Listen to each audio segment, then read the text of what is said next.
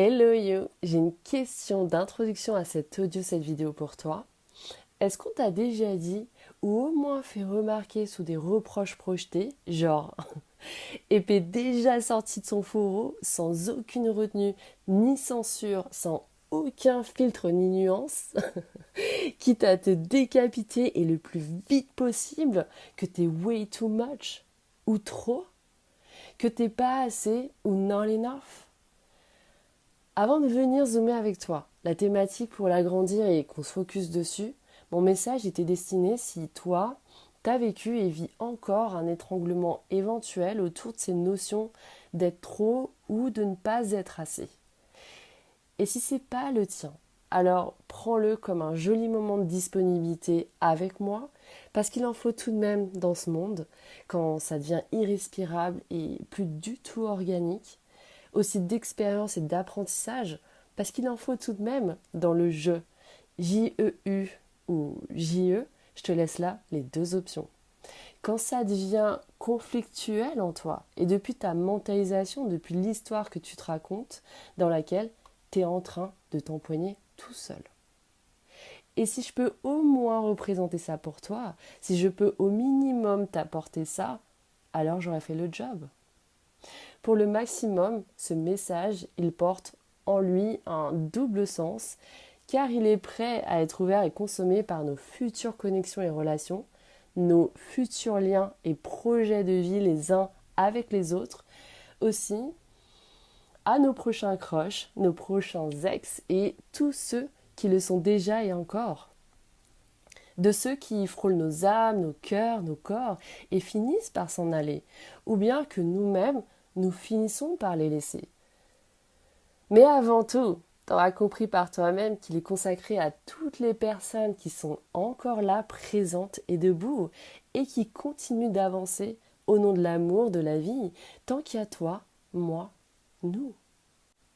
Est-ce qu'on t'a déjà dit que t'es way too much ou not enough? Est-ce que toi-même, tu t'es déjà dit que t'es beaucoup, très trop? Ou pas assez? Ou pas du tout? Et avant de t'en assurer et de répliquer, on y va avec les fondamentaux, les définitions. Dans le beaucoup, très, trop, il y a un excès presque innombrable parce que remarquable par sa multitude, pour ses composants, son abondance. Son intensité dépasse largement la normale qu'on permet et qu'on se reconnaît pour et par soi-même à partir de la normalité que chacun s'en fait. Quoi? Lui là? Mais il est totalement immodéré, démesuré dans son comportement. Moi, je trouve qu'il est trop excessif, outre mesure. Ce genre de beaucoup, très, trop, par exemple. Tu saisis l'idée? Et dans le pas assez, pas du tout, il y a une insuffisance. Un autant qu'il en faut, un manquement par rapport à ce qui est nécessaire. Idem ici, selon la perception et la nécessité de chacun, de celle qu'on s'en fait, de manière individuelle et personnelle. Dans l'un comme l'autre, ces notions d'extrémité et d'opposition te ramènent à ce que tu n'es pas et à ce que tu es à l'égard de quelqu'un. Comment lui te regarde, t'analyse, ce que ta manière d'être, d'agir représente pour quelqu'un. Et surtout, ce que ta présence bouscule et met sous tension chez lui. Ce que, de par ta seule présence, tu déranges ce quelqu'un. Pourquoi? Parce que depuis toi, tu viens toucher, secouer, mettre sous tension et réveiller chez quelqu'un ce qu'il n'a pas et ce qu'il n'est pas. Et par conséquent, toi, ça te réclame d'invoquer, de revoir ta présence autrement. Mais finalement, tu te condamnes toi-même, soit dans l'excès, soit dans le manquement de quelqu'un. Et pourquoi pas les deux? C'est tout à fait possible. L'écho ici, il est simple. Être ou ne pas être? Non, c'est pas un bout de rhétorique shakespearienne. Est-ce que tu vois, tu comprends ce qu'on te reproche là? Ce que ce quelqu'un te reproche ou ce que tu te reproches à toi-même? Ce qui t'est reproché ou ce que tu te reproches à toi-même, c'est à la fois d'être toi dans ta nature la plus incarnée exprimée et à la fois de ne pas être dans ce qui se fait et dans ce qu'il faut de quelqu'un. Et donc, tu te trouves dans sa normalité, sa nécessité, ou tout sauf à l'intérieur de toi, de ta vérité, de ton essence. Et le puissant hack à ça, que j'utilise, que je dis, c'est le suivant. Si je suis too much pour toi, alors je t'en prie, reprends ton passé en toi et retourne tout seul à ton moindre. Après quoi, viens, on se laisse tranquille de suite. Permets-moi, parce que ça va être colossal pour moi que de devoir jongler sans que mon cerveau brûle, parce qu'entre mon bilinguisme / franglish et entre tous les pronoms personnels existants, plus tous les genres planétaires, et rien n'est genré avec moi. T'en as l'habitude de cette portée vers l'universalité. Tu sais, tu connais. Alors je vais personnifier mon speech en tant que représentation de l'individualité, du moi-je, et toi, tu interprètes à ta façon parce qu'il n'y a que comme ça que tu t'imprègnes de ta compréhension et tu prends seulement ce qui te sert et convient le mieux pour toi. Ok ? Tout comme toi, je sais qu'on a été confronté à ça et de manière répétée dans nos relations professionnelles comme plus personnelles sur le fait que si la réciprocité a manqué sur le plan de la communication et ou de la mobilité, dans la dynamique au cœur de la relation avec quelqu'un, que ce soit familial, amoureux, amical et ou professionnel, c'est parce que l'un de nous deux, et possiblement tous les protagonistes de l'histoire, de l'affaire, attendait davantage à recevoir qu'à donner. Mais surtout, quelqu'un pensait que moi ou un de nous était banal, demi-mesure, lacunaire, inapte, ou bien totalement tout l'inverse, exceptionnel, extraordinaire, plus. Et qu'il me faille me corriger vis-à-vis de ce qu'on attend recevoir davantage de moi, plutôt que de savoir donner depuis soi, depuis ce quelqu'un, pour créer et générer un 50-50 dans la réciprocité, la dynamique, dans le nous. Les fameux reproches que j'évoquais, ceux qui font saigner tout pendant que je ressens les empoignements de l'épée, tu t'en rappelles ? Laisse-moi te dire que ce quelqu'un n'a pas encore découvert mon putain de pouvoir que je peux avoir à ses côtés et aussi celui que je peux avoir sur moi.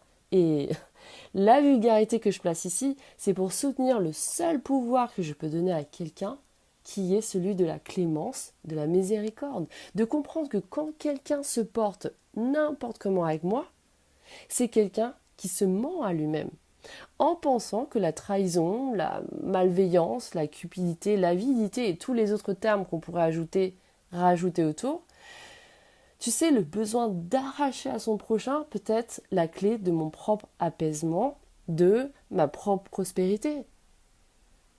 Ça n'est jamais le cas, en fait. Là où il n'y a pas de sentiment d'appartenance, c'est parce qu'il n'y a pas d'offrande, de sincérité dans le don. Jamais. Il n'y a pas de sincérité dans l'alliance, dans le soutien, dans la fraternité de cœur, d'âme et d'esprit, dans la solidarité, dans les projets, dans le rôle au sein du collectif de la communauté et dans les amitiés, dans les contacts. Mais donc, il n'y a pas de possibilité de construction, d'évolution non plus. Tout ce qu'on croit, qu'on construit dans la solidarité, la fraternité, l'humanité de notre prochain, c'est un château de cartes. Et ça finira toujours par se détruire. Dans le cœur de quelqu'un, je laisse un sentiment ravageur de dévotion qu'il s'autorise à ressentir pour moi, parce qu'il ne peut pas faire autrement, pour tout ce qu'il voulait être, mais surtout pour tout ce qu'il ne voulait pas ou qu'il n'était pas prêt à donner à notre connexion, notre relation, notre lien. Pourquoi ? Parce qu'il voulait me dominer, me dompter, me contrôler.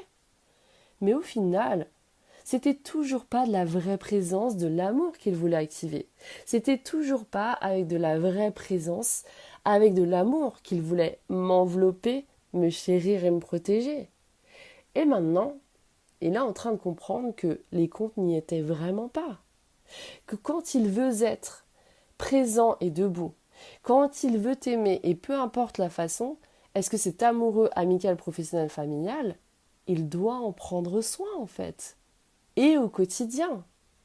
Certains se croient en relation avec tout un répertoire de contacts, une liste de followers à rallonger et quelques groupes saturés sur WhatsApp. Mais c'est faux, c'est faké. Quand on est en connexion, en relation et en lien dans le commun, quand on n'est pas seulement en train de vibrer, de résonner, de faire circuler, de diffuser, d'amplifier l'union, le un, c'est parce qu'au quotidien on converge ensemble vers la même direction et qu'on s'apporte mutuellement. Et en simultané, sur les plans physiques, relationnels, matériels et financiers, du soin. D'une manière ou d'une autre, ça nous coûte tout ça. Et si ce n'est pas un coût pour ce quelqu'un et pour moi, alors on n'est pas en relation, seulement en connexion. De temps à autre, on se parle, et c'est parfait comme ça des deux côtés, s'il y a un consentement mutuel. S'il n'existe pas de sacrifice dans ce qu'on se propose, dans ce qu'on vit dans l'expérience, dans l'unicité de l'échange et la connexion. Sacrifice de Black Atlas. Le feat avec Jessie Reyes, c'est ce que j'entends. Je te le fais en français. Je ne sacrifierai jamais mon amour, pas même pour toi. On pourrait appeler ça de l'amour ou on pourrait appeler ça rien. Si c'est pas pour toi, il me semble que quelqu'un devrait checker les paroles, je crois. En plus, le son est vraiment bon. Une relation, c'est une responsabilité folle envers quelqu'un et envers soi. C'est un réel projet commun d'envergure, de progression et en continu. Parce qu'en relation, implique qu'on soit au moins deux et qu'on soit investi de manière soutenue, alternative, au point de consentir notamment à l'engagement partagé et sain dans le soin, le respect, dans la responsabilité, le projet qu'exige l'ascension de cet Everest. Une relation, ce n'est pas un simple kiff ou une petite passion. Non, c'est beaucoup plus. Donc, soyons clairs avec ça, parce qu'il n'y a aucun problème de ne pas vouloir accéder à ça, mais au moins d'être conscient et de savoir que je préfère des kiffs, des passions, et je ne veux pas l'amour véritable et vrai. Et quand tu comprends ça, quand tu comprends que tu veux juste ça, que depuis toi, ça ne devrait te coûter strictement rien, mais qu'en face, ça lui coûte à tout prix, et coûte que coûte, alors tu es seulement en connexion avec ce quelqu'un. Et ce genre de scénario d'histoire, c'est le fameux château de cartes écroulé. Mais toutes les connexions, les relations et les histoires se terminent un jour. Elles se finissent ou se finissent mal. Comme le rappe si bien Youssoupha dans son morceau Mon Roi. Prends le temps de te poser sur les lyrics, sinon tu passeras à côté et ce serait dommage. Nos relations les plus belles, comme les plus challengeantes, adverses, se finiront mal parce qu'elles se termineront par une mort. Et ce n'est pas métaphorique ici. Quand on la vit, la mort dans la chair, dans la tragédie, suivie des funérailles à préparer et qui doivent avoir lieu, sans quoi on n'aura jamais honoré dignement la beauté de nos relations. Et moi, perso, j'ai jamais été en deuil sans être dévastée. Pas morte, survivante. Et c'est possible qu'au cours de mon dernier hommage, durant la cérémonie, je déclare devant un micro allumé: on n'a peut-être pas tout à fait changé le monde ensemble, comme on l'avait prévu au tout début, mais on s'est bien amusé. De là, dans les ruines et les offrandes du reste, il existe un entre-deux créateur, un nouveau monde possible, et la leçon fondamentale, car naissante renouvelée de ça, c'est que la vie ne peut pas être belle si elle n'est que cruelle. Et quand on a véritablement, mais vraiment, aimé, on regrette rarement d'avoir aimé.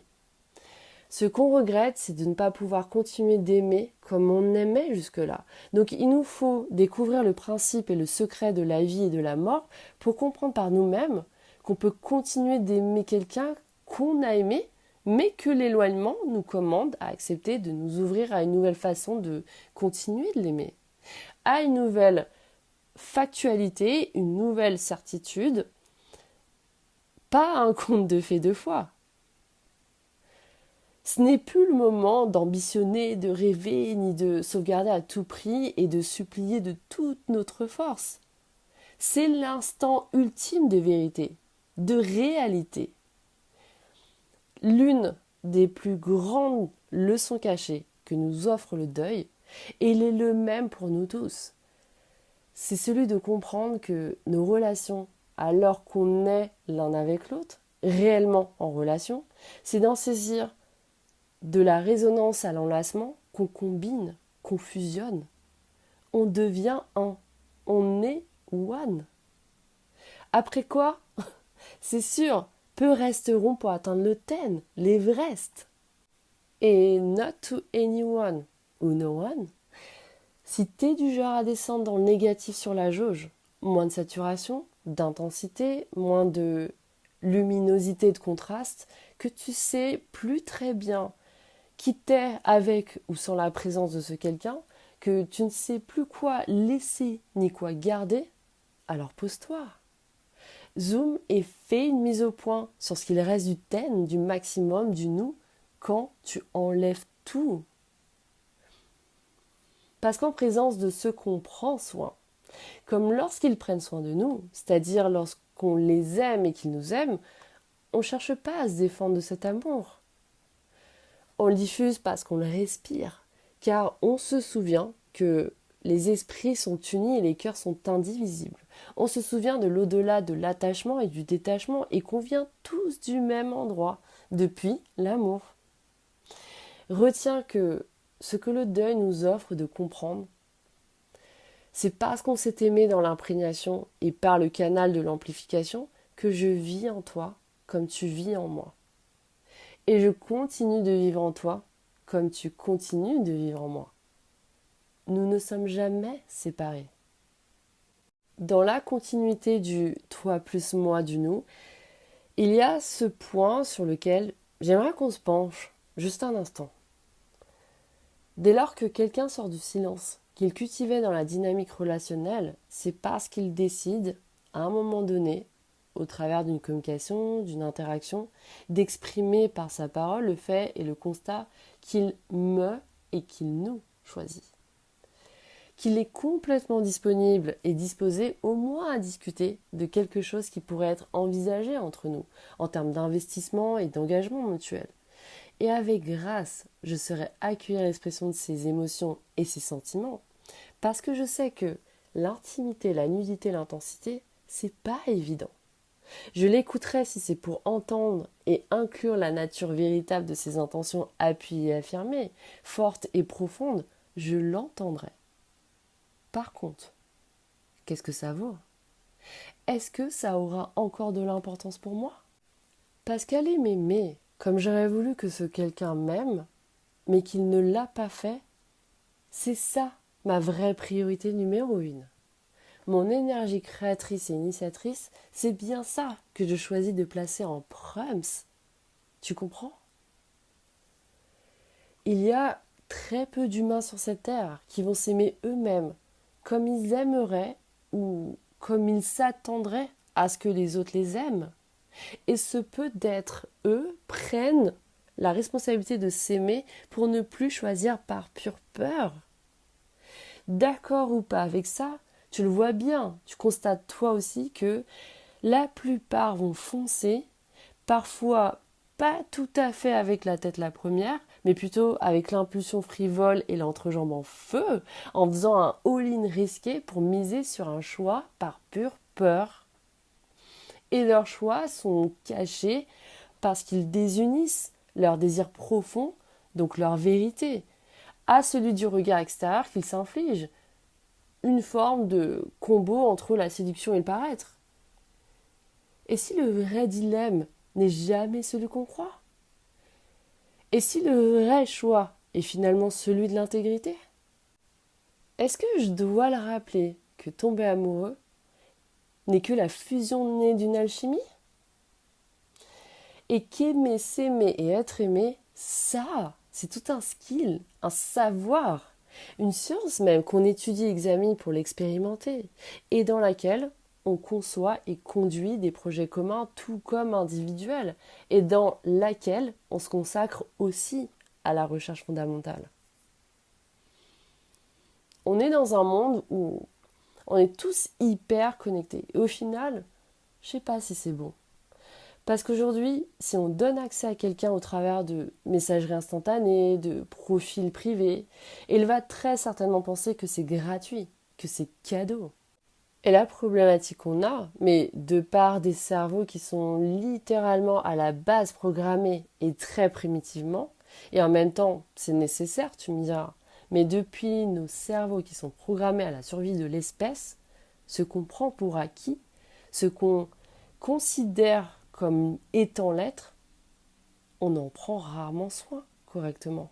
On ne peut jamais regretter, au grand jamais, d'avoir coupé court à des connexions, des relations dans lesquelles on nous avait invités, on nous avait accueillis. Et quand on avait répondu positivement à l'invitation, au welcome déroulé en lettres capitales sur une pancarte, une banderole, on ne s'était senti que toléré. Quelqu'un qui ne fait que nous tolérer, c'est-à-dire nous autoriser qu'à la seule condition de nous plier à ses limites, voire ses transgressions, sans qu'on puisse nous aussi exprimer notre jusqu'ici et surtout pas plus loin, il n'est pas quelqu'un qui devrait compter sur notre présence dans sa vie.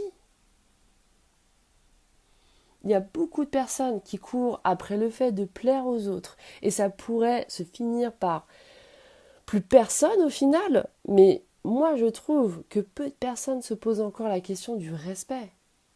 Est-ce qu'il me respecte ? Est-ce qu'elle me respecte ?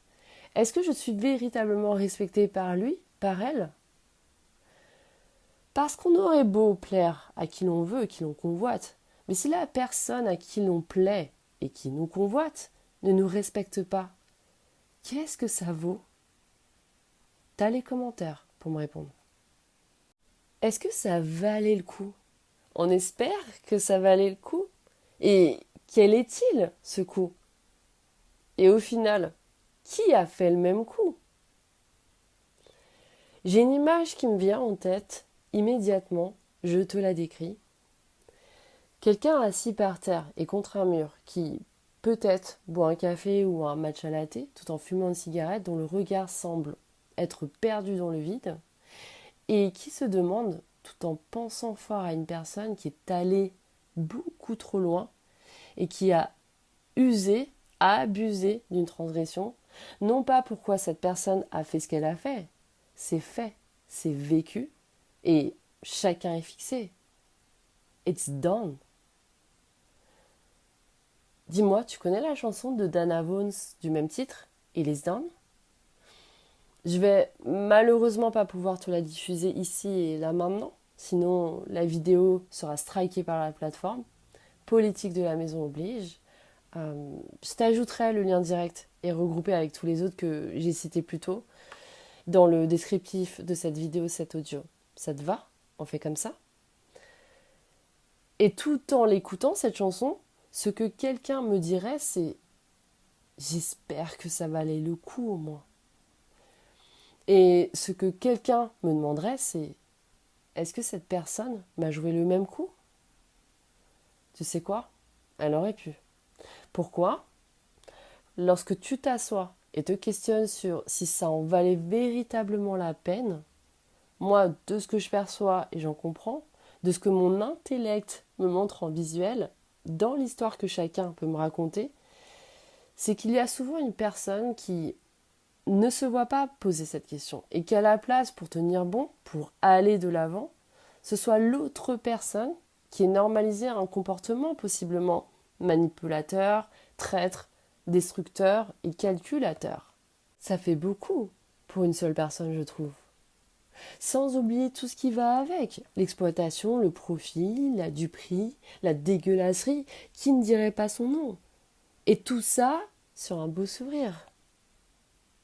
Mais de toi à moi, est-ce qu'on pourrait véritablement lui en vouloir ? Moi, j'ai capté la profondeur de ce quelqu'un, mais lui ne voulait pas m'en donner l'accès. Non pas parce qu'il était sélectif avec moi, et s'il l'était, c'est moi qui l'aurais choisi. Ce quelqu'un ne voulait pas me donner accès à sa profondeur parce qu'il ne voulait pas s'y noyer. Et c'est bien différent. Et là où l'ambiguïté s'inscrit, c'est qu'il n'aura pas le choix, parce qu'il découvre qu'il a manqué de voir et donc de valoriser la sacralité de la relation, du lien entre nous. Et il est possible que l'un de nous ou chacun de nous n'avait pas tout à fait saisi à quel point la relation et le lien étaient sacrés. Parce que l'un développe une maîtrise, une méticulosité, une application dans ce qu'il investit. Tandis que moi, j'incarne l'amour depuis un sens grand et transcendant. Et on est dans un monde dans lequel les personnes dotées d'un sens, dont la portée peut être infinie, autant des lois humaines que spirituelles, celles les personnes qui sont considérées comme de démesurées, de too much, beaucoup, très, trop, mais c'est parce qu'on voit toute la trame. Alors oui, ça peut générer un impact choquant, un coup de poignard dans le cœur de l'autre, un coup de tonnerre dans le ciel, parce que en voyant toute la trame, il se peut que je fendrais son ciel pour que ses illusions s'abattent. Parce que je peux tout donner de moi dans le nous, comme je peux tout reprendre qu'avec moi, et surtout sans le nous. Et à partir de là, qu'est-ce que je vais vivre en me révélant ? Mon challenge sera de continuer de me lever, d'avancer, de me développer, de prospérer, de m'éclater et faire la fête dans ce monde, dans ma vie. Et de me retrouver à observer la déstabilisation que représente mon existence dans la vie de ceux qui se retiennent d'incarner et d'exister. Et qui pourraient me reprocher de trop incarner et de trop exister. Tu crois savoir. Tu crois me savoir. Et tu crois te savoir. Je ne suis pas love coach, tarologue, ni médium psychique, sorcière guérisseuse mystique, encore moins Médusa la protectrice, maître spirituel du New Age, ou je ne sais qui encore. Jamais je ne te dirai ce qui pourrait cajoler et rassurer ton ego, aussi à aucun moment ce qui pourrait le taire, le finir. Par contre, je te montrerai toujours ce qui pourrait davantage contribuer à libérer ton cœur, à révéler l'incarnation de ta réalisation. Pas pour que tu aies moins ou plus du tout mal, mais pour que tu vis au mieux avec une meilleure maîtrise et sur la durée, avec ce qui te fait encore et à tout jamais mal. Alors, aucun règlement de compte dans ce que je me prépare à l'achat à renverser. Je me permets juste de réunir quelques perceptions biaisées de certains. Coaching, guidance, accompagnement, formation, qu'importe l'appellation dont certains me prêtent et me collent trivialement. Après tout, je comprends aussi ce besoin conventionnel et conditionné d'étiquettes, de clichés dans l'expérience individuelle et personnelle que je m'en fais de l'exposition publique et que ça influence inévitablement ma vie privée et mon intériorité.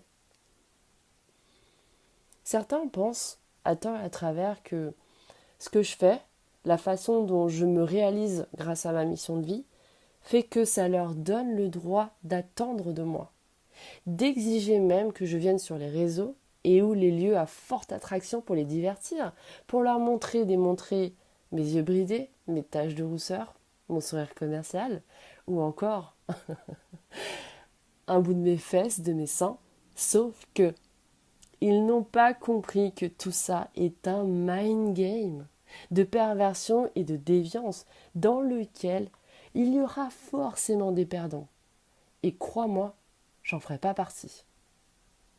Certains ont voulu me faire douter de ma légitimité et de mon positionnement en m'interrogeant sur mes qualifications et mes diplômes obtenus.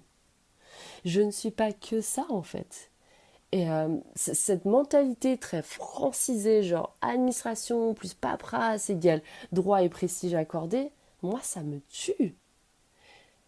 Déjà, oui, c'est pas très français de commencer une phrase par déjà, mais donc, déjà,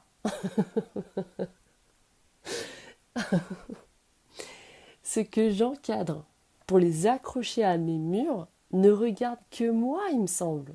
Ça ne dit absolument rien de ma valeur et surtout pas de comment je fais ma part dans le monde. Qu'on s'entende là-dessus. Et toi sinon?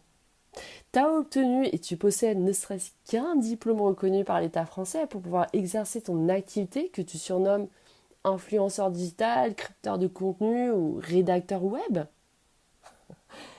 C'est comme l'autre jour, quelqu'un qu'on venait tout juste de me présenter et que je connaissais presque pas, qu'à peine, et c'est encore le cas, s'est permis de me pousser et avec grande force de conviction et d'argumentation à aller chercher une notoriété plus prometteuse et grandissante sur TikTok, qu'en produisant des vidéos, comme tout le monde, ça cartonnerait pour moi.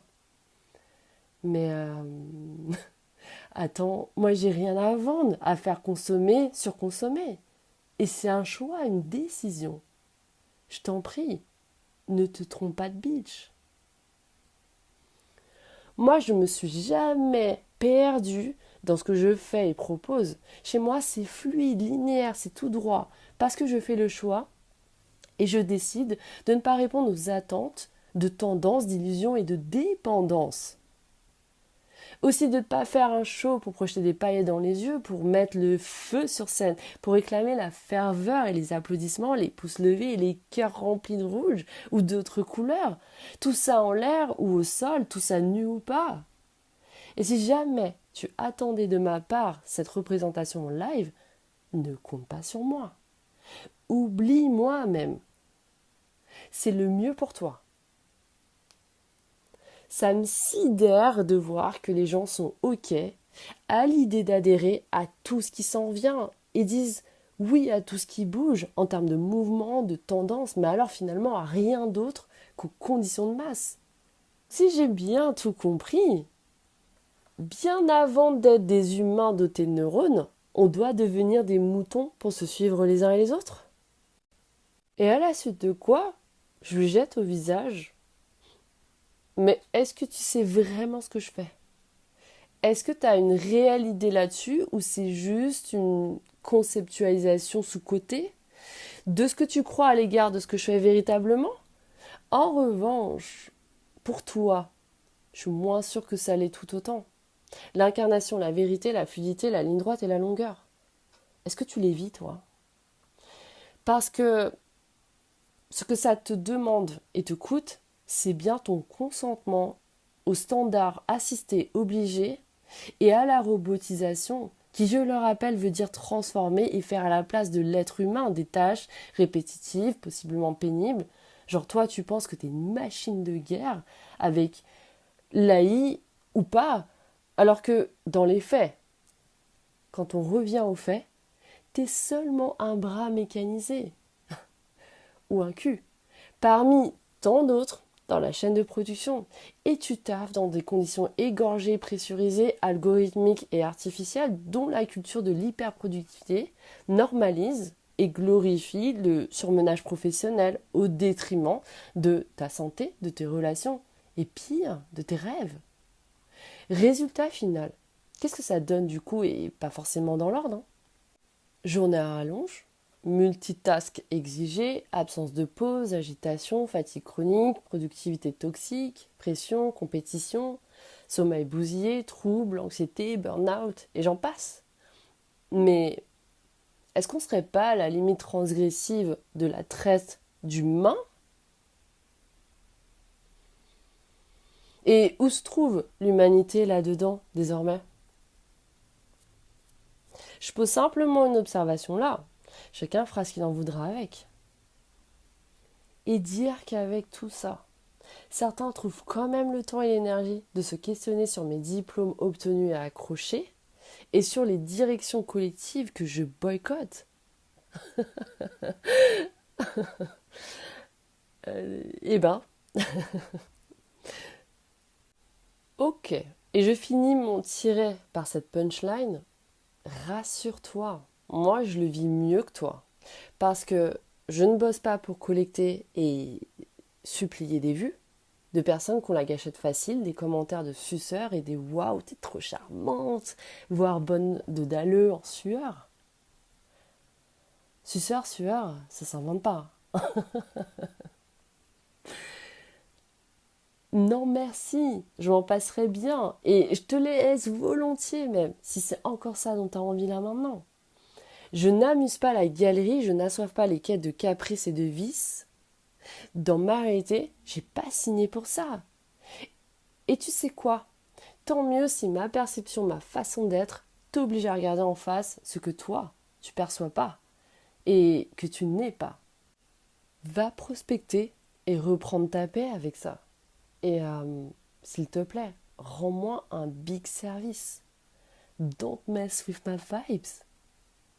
Parce qu'on peut pas perdre le temps de tout le monde. Tu saisis ça? D&D de Will Gittens, je l'entends. Je la partagerai aussi. Et si tu as ce genre de certains qui rôdent autour de toi, tout comme moi, pense à leur envoyer ce son. C'est tout doux, contrairement à ce que ça laisse paraître. Guitare sèche, juste lui, voix baryton, Lovely Stones, Good Watch. Moi, je trouve que c'est que du transfert collectif. La putain d'étiquette que tu veux coller, me coller sur qui je suis. Comme si tout ce qui vit existe doit catégoriquement, diamétralement être rangé et trié dans des boîtes bien ordonnées et serrées sur des étagères. Mais si moi, je suis celle qui veut sortir de la boîte dans laquelle tu m'enfermes pour pouvoir ne jamais laisser la poussière se recouvrir sur qui je suis et comment j'existe, et que je n'ai d'autre choix que d'en ressortir dès que tu essaieras de m'y enfermer à nouveau, de quitter l'enfermement que tu m'imposes, parce que mon appel du cœur, de l'âme, résonne beaucoup trop fort en moi. Et qu'en fait, c'est plus fort que moi. Ben on fait quoi alors? Si ça te pose un souci, revois et fais d'autres choix dans ta propre vie alors. Parce qu'avec les choix que tu faisais, tu croyais ne pas avoir besoin de respecter mes limites, mais en revanche, tu faisais bien attention à ce que je respecte les tiennes. Et tu pensais vraiment que tes limites étaient presque plus importantes à respecter que les miennes. Sérieusement. Et maintenant, dis-moi, tu crois toujours savoir? Tu crois encore me savoir? Mais au final, qu'est-ce que tu sais réellement et profondément de moi? Si tu veux la galerie, la collection, la notoriété, les affamés, les pistolets levés qui vont avec, oui, là je reste poli, et même les fucking friends, tu sais quoi? Je te donne absolument tout. Be my guest, c'est all you can eat. Prends et rafle tout. Et c'est moi qui invite. Enjoy. On est tous adultes, normalement. Donc tout va bien. Et que tout ce que je publie te rend confus au point de t'apprendre ou sinon de te rappeler qu'il te faille retourner à ton business, à la pétillance dans le cœur et l'intelligence dans le cerveau. Et il ne faut rien éteindre des deux. Qu'il te faille revenir à t'occuper et bosser de tout, ce qui toi aussi contribue à te faire vivre une expansion illimitée de toi-même dans ta propre vie. Et c'est tout ce que je te souhaite. Parce que moi, vois-tu, tout ce que je nous souhaite, c'est de voir chacun de nous se choisir et vivre de la plus belle des façons qui nous est possible de le faire dans cette vie. Et je ne peux pas te mettre dans sa lumière, car c'est à toi de le faire. Par contre, je peux te montrer là où elle est en toi, sans aucun doute. Je sais exactement qui je ne suis pas. Mais au-delà de ça, qui je suis. J'ai pas besoin d'assurance, de réassurance et d'approbation du monde. Je donne ça au monde. Je révèle le monde, le mien, et à ma petite échelle. Si tu as bien traduit, je ne cherche pas à être révélée. Je ne veux pas séduire par le corps, la chair. Ça, je le réserve plutôt dans l'intimité, l'exclusivité et le privé, et dont le VIP access est inestimable. Je me cache plutôt, je me fonds dans la masse parce que je ne veux pas plus du tout attirer d'attention inutile, de prédation, de dalleux, indeed. Oui, en effet. Le vrai self, la connexion émotionnelle, la présence, le soin, le commun, c'est ça que je favorise pour concentrer et concrétiser toutes mes alliances et sur tous les plans. Et je pense que ça ne t'aura pas échappé. Je suis sur un spectre neurodivergent. J'ai un profil neuroatypique. Et ne m'en veux pas si je te dis que je ne suis pas prof et que très honnêtement, je ne possède pas la compétence pour l'être, parce que trop académique, trop institutionnel pour moi. Après, je suis sûre que tu trouveras de la matière auprès de mes collègues et consoeurs, confrères, et qu'ils t'expliqueront bien mieux que moi la définition de ce profil dans leur propre contenu disponible et accessible partout, qui sont déjà riches d'infos et d'enseignements. Et si tu connais, t'en as l'habitude, pas de cours pédagogiques et scolaires, universitaires dans ce studio. Plutôt une invitation à apprendre par toi-même, à étudier, lire, chercher, observer. Tu le sais bien et tu le fais bien. Parce que t'initier à la sérologie, à la science de la réalisation, pour te rappeler de la beauté de ton âme humaine, sans jamais nier sa disgrâce, c'est pour t'inspirer à te rapprocher de toi, afin d'aller dans le monde. Et ça, depuis ma perception montée, mon besoin interne d'atteindre des niveaux high level et ma difficulté à supporter l'approximation d'un monde, même si de base complexe, mais dans lequel je trouve que l'environnement s'incline à la simplicité, en valorisant le vide bien présenté, bien marketé, bien conditionné. Moi, je vois vite, trop vite, je comprends sans qu'on m'explique, et parfois sans que j'ai à devoir toucher, faire remonter, remuer et polir quoi que ce soit par moi-même. Je ne pense pas comme ça m'est présenté, marketé et conditionné. Je ne pense pas comme tout le monde. Et ça change entièrement tout. Parce que je joue pas au jeu du ça va abrégé et infime, celui qu'on pourrait me balancer juste pour la formalité, ou du je ne sais pas, facilité et minimaliste, après une question, tu te doutes bien pertinente que j'aurais posée. Ce sont des faux semblants, presque des feintes, des mensonges, selon moi. Le small talk m'épuise. Moi, je vois plus grand, plus élévateur, plus brillant, pas par arrogance ni par autorité. C'est parce que la banalité, la superficialité, l'impersonnalité même, tout ça ne rentre pas dans mon décor de vie. Je choisis le précis, le profond, le vrai. J'aime la lucidité sauvage et la puissance contenue en chacun. Je comprends pas en théorie. Moi, je dois la vivre, la traverser, la ressentir, me plonger dedans dans ce qui est enfoui et de là que je peux remonter tel un trésor découvert, retrouvé. Là où d'autres continuent à l'analyser, moi j'incarne. Et je peux pas modifier mon cerveau, son développement et sa complémentarité neurologique, ni pour moi, ni pour personne en fait.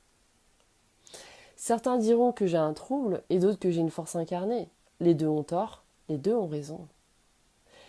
Au final, chacun aura eu droit à la version de moi, celle que chacun aura interprétée et appelée exactement comme elle leur reflète de par ma présence. Et comme elle leur limite depuis leur comportement. Et que chacun me rappelle bien que tout est dualité, mais rien n'est immuable aussi.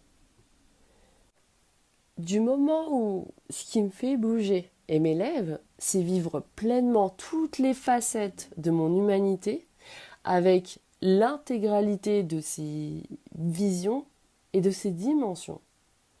Et de la tienne d'humanité aussi. Et ça veut dire sans réserve du tout, de nos déchirements à la grâce en passant par nos larmes et notre joie. Et vice versa. Pour moi, soit on est vivant, soit on s'en va. C'est ce que j'apprends pas après pas, épisode après épisode de vie. Est-ce que c'est pareil pour toi ? Et l'une des raisons pour lesquelles j'aime autant l'univers des profils des archétypes, c'est qu'il me semble plus originel, plus vrai, contrairement à certaines et beaucoup de catégories humaines et sociales, auxquelles ça nous demande d'y croire avec un sérieux quasi religieux.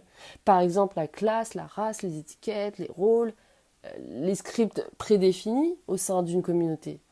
Et je te l'accorde, tout cela organise le monde, mais tout cela me paraît aussi parfois terriblement partiel, fragmentaire, réduit, parfois creux et même opaque. Les archétypes, eux, vont plus loin. Ils traversent les outfits, les costumes, ils atteignent les anatomies, les squelettes et leur design de manière plus profonde, plus essentielle, parce que natif et fondamental. Ils montrent également des forces, des dynamiques, des répétitions, des trames humains qui ne s'arrêtent pas à la surface des identités, des programmations, des conditionnements. C'est aussi pour cela que la science archétypale, ça me fascine autant. Elle ne me demande pas de prétendre que l'humain est simple, cohérent, propre et moralement lisible. À côté, elle me permet de regarder les paradoxes sans mentir, mais sans dénoncer pour autant.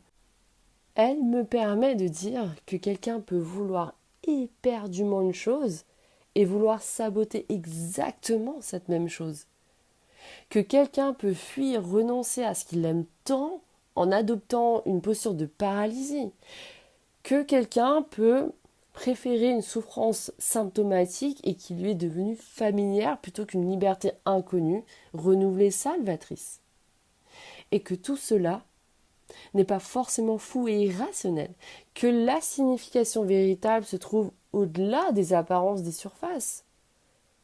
C'est parfois une logique bien cachée, car symbolique, que le langage social ne sait pas lire, mais peut la scanner et la décrypter.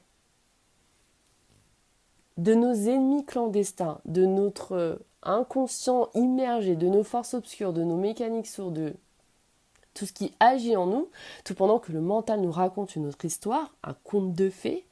Et c'est ça qui m'intrigue en session avec toi.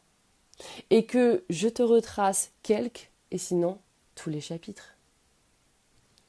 Et dans mon cas, comme celui de beaucoup de personnes, il faut avoir l'honnêteté de reconnaître une chose.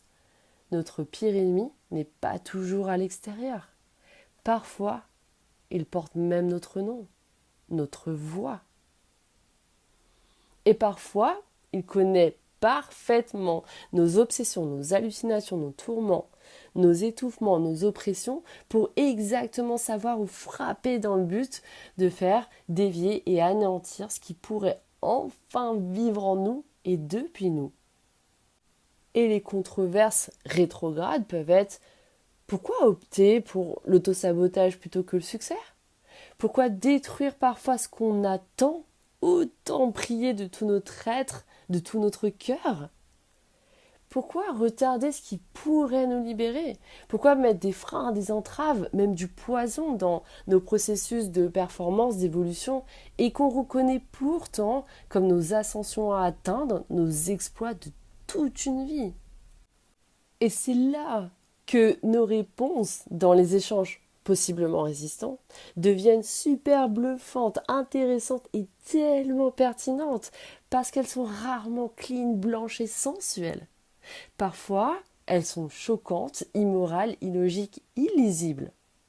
Parfois même, elles n'ont pas leur place et donc ne rentrent pas dans les jolies explications des bouquins, dans les portraits élégants d'auteurs de best-sellers qu'on pourrait dénicher chez Indigo ou à la Fnac pour la version européenne, au rayon des sciences humaines. Mais sur le plan symbolique, nos réponses montrent quelque chose de vrai, de tellement plus vrai, je devrais plutôt dire.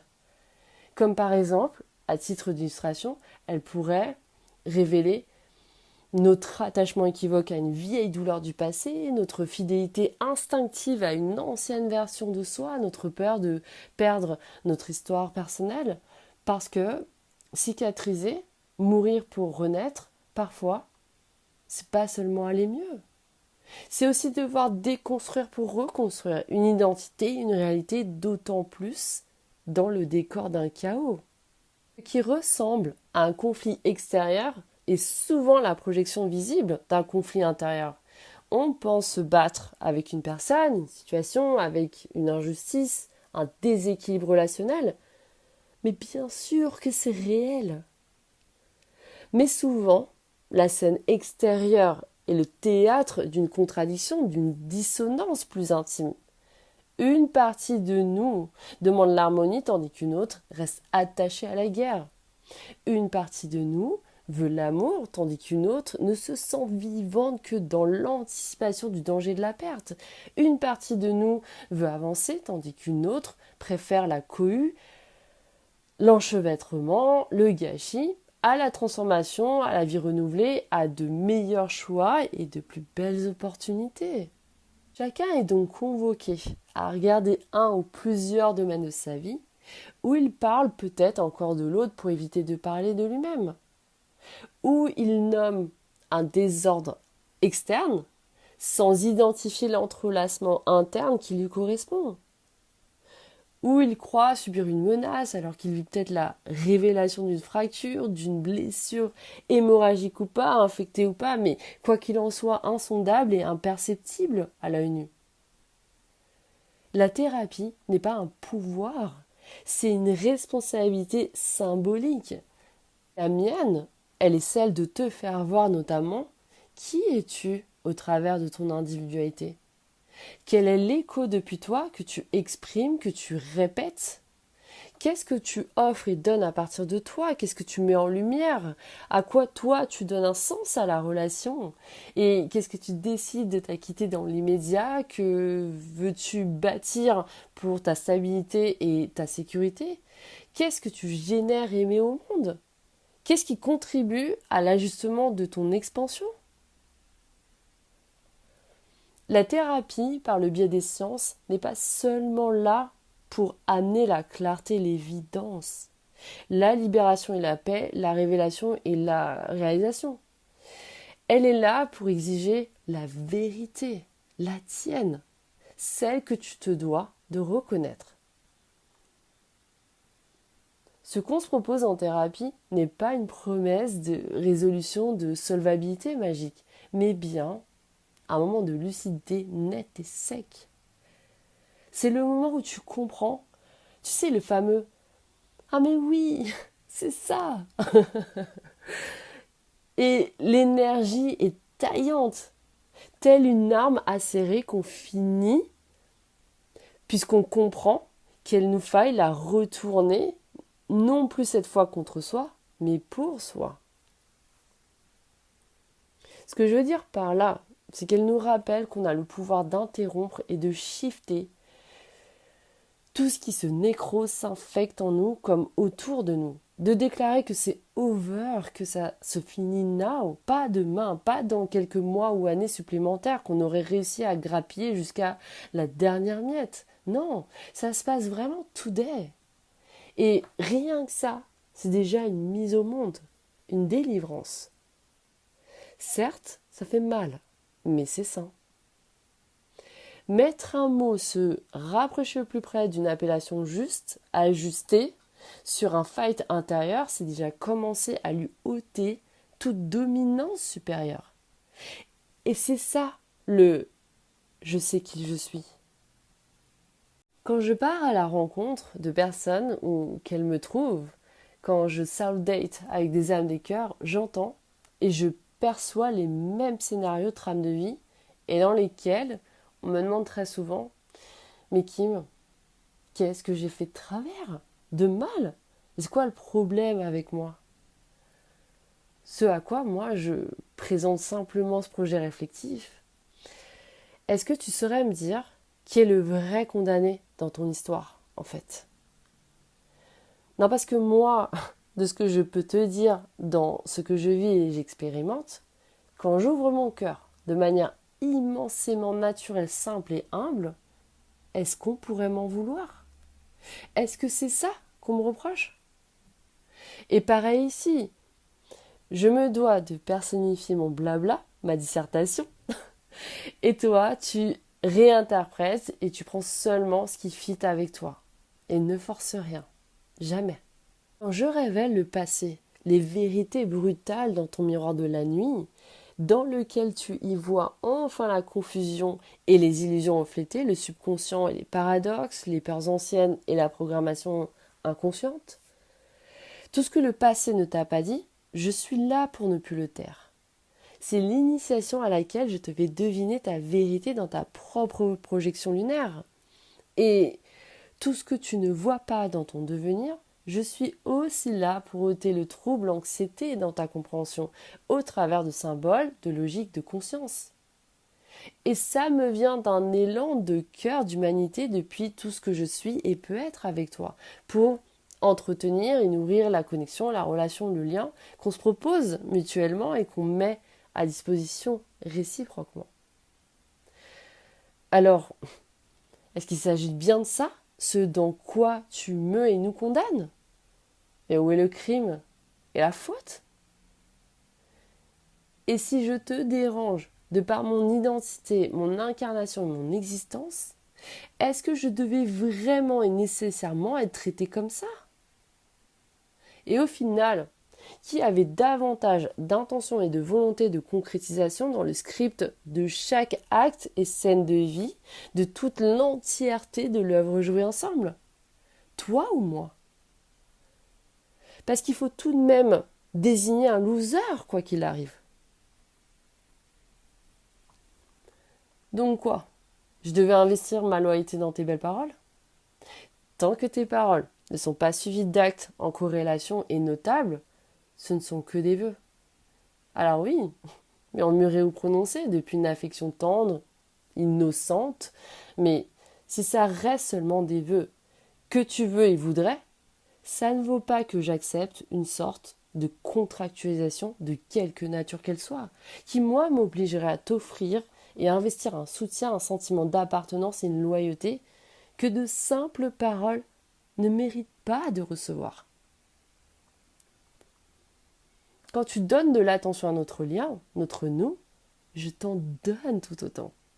Mais moi, je ne confonds pas l'attention que tu te donnes en espérant en avoir en retour, et qui plus est de ma part pour un investissement à l'engagement, que ça n'est possiblement pas. Moi, je développe depuis mes douleurs et toutes ces bénédictions, ce qui me pousse à exercer ma créativité, ma fécondité, ma bienveillance qui prend racine dans ma bonté, davantage que dans une quelconque forme de gentillesse, de façade, pour que ça puisse m'amener à laisser mon cœur un peu mieux respirer. Et à me faire vivre une expansion illimitée qui sonne et vibre comme une émancipation royale et léonine. Et surtout, elles ne dépendent pas et jamais de ce que toi tu me proposes. Qualité au rendez-vous ou pas, mais bien qu'uniquement de moi. Alors, qui est véritablement sur la retenue quand de mon côté, je ne l'ai jamais été? Est-ce que tu es sur la retenue avec moi quand moi je ne le suis pas du tout en fait? Et toi, là et maintenant, qu'est-ce que tu es prêt à mettre sur la table? Qui est sécure, qui ne l'est pas? Un attachement ne devient pas sécure grâce à l'un de nous. Il l'est quand chacun comprend qu'à partir du moment où on prend soin de la connexion, de la relation dans lesquelles on se donne sans faire le déni de nos besoins et en les assumant avant toute chose pleinement, l'amour éprouvé dans le soin mutuel et consenti, il ne nous quitte plus jamais. Et quand chacun comprend ça, alors on est en sécurité. Qu'on peut aimer, accueillir, nous ouvrir, nous investir dès lors qu'on utilise nos connexions, nos relations pour nous inspirer à aller de l'avant, à saisir nos plus belles opportunités, à faire de meilleurs choix et un jour après l'autre. Est-ce que l'addiction à l'intensité, ça te parle? Je vais t'en parler. Pour qu'une connexion, une relation aux yeux de quelqu'un soit importante, ça doit forcément être intense, fiévreux, frénétique, à vif. C'est ça que je qualifie d'important dans cette addiction. Et ça vient du système nerveux qui a été choqué à répétition et qui n'a jamais été reprogrammé, réarrangé complètement, ni tout à fait. Si ça ne vient pas choquer, percuter, taper fort, c'est comme si la relation était moins importante. Ce qui pourrait continuellement malmener émotionnellement et nerveusement la personne qui le vit et le cultive, mais qui, au nom de cette addiction à l'intensité, La personne pourrait la penser, la représenter telle une relation particulière de type âme sœur, flamme jumelle, âme jumelle, jumeau cosmique ou toutes les autres définitions variables, parce que j'ai l'impression que ça amuse quelques-uns d'inventer de nouvelles appellations, tout ça pour foutre encore plus le Bronx que ça ne l'est déjà.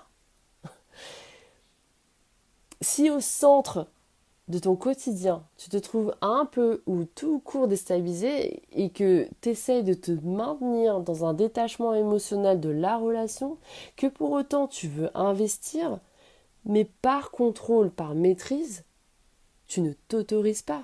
Ce genre de réplique, et si je perds mon contrôle, et si je me déstabilise, et si ça se passe mal, mais tu te bats vraiment avec tes « et si » ? Et si avec tes conditions, on va les prendre en compte, sinon tu vas serrer la mâchoire. Et si ça se passait bien en fait ? Le morceau de rap de Kerry James, le titre c'est Avec des si. Est-ce que tu connais ? Idem, check les paroles.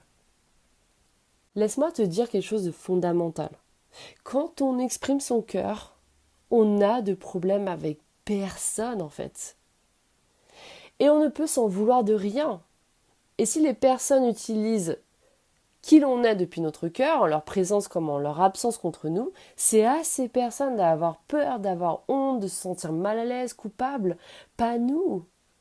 Du moment où je cesse d'être curieuse envers toi, que je me libère de toi, c'est pour que tu te poses beaucoup de questions envers toi-même et que tu vois en face tes attentes, tes projections avec lesquelles tu as tendance à t'en servir afin de les transférer dans tes relations à tout va.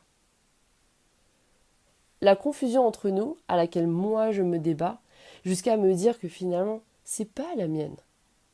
Et qu'elle ne m'appartient pour rien au monde. Par conséquent, je m'en affranchis, tout simplement.